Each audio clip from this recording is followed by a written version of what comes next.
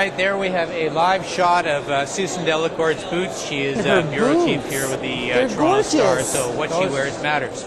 Now, one thing the media, of course, is very interested in these days is the legislation that the Conservative Party is bringing in, and whether, in fact, any of it's going to trigger an election, because you may know that Mr. Harper has said we have to fish or cut bait, which means every single piece of legislation brought in is going to be a confidence measure. And their first bill, the very first bill, had to do with law and order, an amalgamation of a number of bills that were in the House before, and they said pass it or get ready to vote.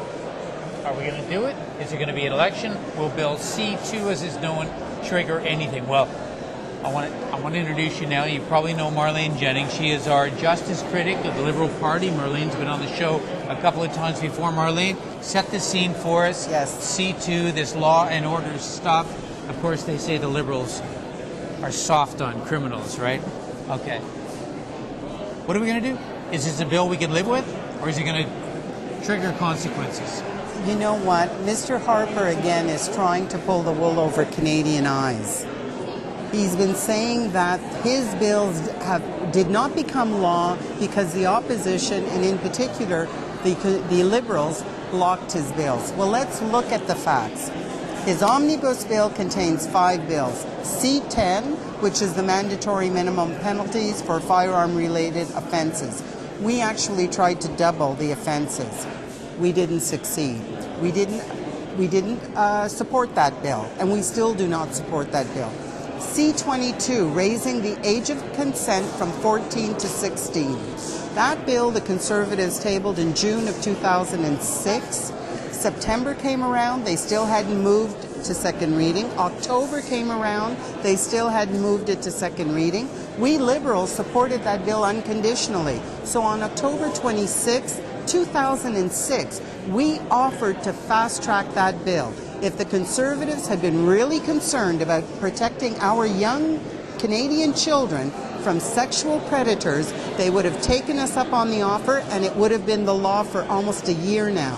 They refused. Well, let me just break in here because, you know, I watched Peter Van Loan and Rob Nicholson and the rest of them and all these News World and Duffy and everything else. Yes. And they're telling people clearly, like without any qualification, that these bills are not law because of us.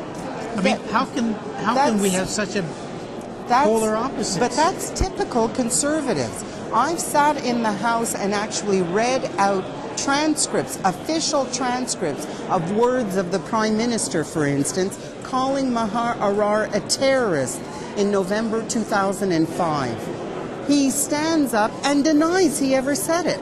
It's part of the official parliamentary transcript. So the Conservatives, I guess being a Conservative not only means never having to say you're sorry, it also means denying the facts that are shown black on white. Let's get back to the justice. So C22, age of consent, if they had accepted our very public offer made in the House of Commons, it's on the transcripts, that would have been the law last year in the fall. C32, that's the impaired driving bill. That's what used to be the Liberal bill in 2005. We supported it unconditionally. We offered to fast-track it March 14th, 2007. We again offered March 21st, 2007 to fast-track it. The Conservatives said no. Why? Because they wanted to count on the fact that most Canadians don't understand that the government actually is the master of their own bills and can control the flow of the bills through the House. They decide when it goes to second reading. They decide when there's a vote at the end of second reading debate.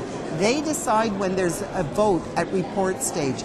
They decide when there's going to be a vote at third reading. It's not the opposition. So they can leave a bill on the order paper for hundreds of days, which they have done with virtually every one of their justice bills. Okay, how about this argument, too, they keep throwing around about, we passed these bills, they went to the Liberal-dominated Senate, And is the Liberals there? They're all the same. They're just Liberals who are keeping this stuff from passing. What do you say? There again, it's nonsense. 3 of the bills went to the Senate at the end of May of this year and the first week of June of this year. The House adjourned and then prorogued immediately afterwards. The Senate didn't even have a chance to debate it at second reading in the Senate and refer it to a committee. So even there, Mr. Harper, Mr. Nicholson, and Mr. Van Loan are not telling the facts to Canadians. The Senate has not delayed anything with regards to the justice bills. Okay, so what's going to happen now? So- Is this going to cause any more kerfuffle as we go along, or we got it all sorted out? Well, I think that on the Liberal side, we're all sorted out. We've made an offer to fast-track the Omnibus bill, to deem it to have been debated and voted on at second reading, and to refer it immediately to a committee. Mr. Van Loan, the government House leader, is studying our offer. If he doesn't accept it, it'll be yet another example of the Conservatives delaying their own legislation.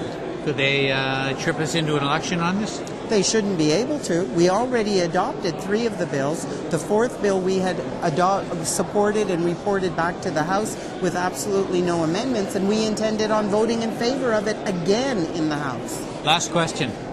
Do we like criminals? Do we like criminals? Are we soft on crime?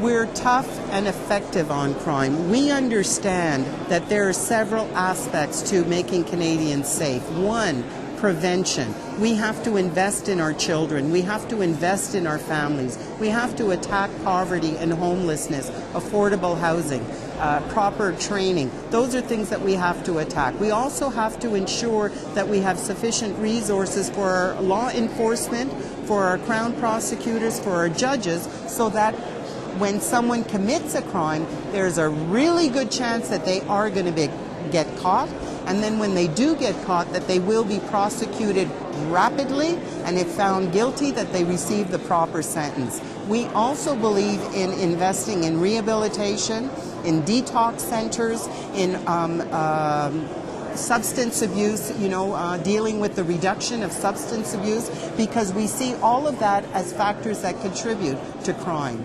And the Conservatives really aren't interested in making Canadians safe, because if they were, they would have taken the Liberals up on their offer, and 10 out of 13 of their bills, justice bills, would have been the law when the House adjourned in June of 2007. All right. Appreciate that, Marlene Jennings, Justice Critic for the Liberal Party. Thank you very much for sorting that out. My pleasure, Garth. Go give Mr. Van Loan a kick for me, eh? I will. All right. Thanks for watching MPTV.